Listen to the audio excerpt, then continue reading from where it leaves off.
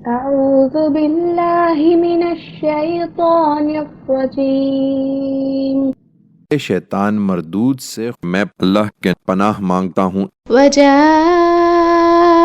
سيارة فأرسلوا واردهم فأدلى دلوه قال يا بشرى هذا غلام وأسروه بضاعة والله عليم بما يعملون۔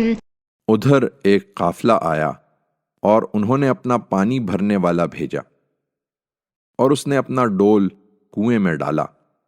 پھر یوسف کو دیکھا تو پکار اٹھا، خوشخبری ہو، یہ تو ایک لڑکا ہے۔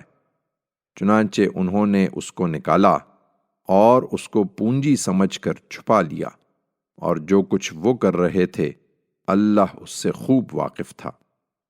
وشروه بثمن بخس دراهم معدودة وكانوا فيه من الزاهدين۔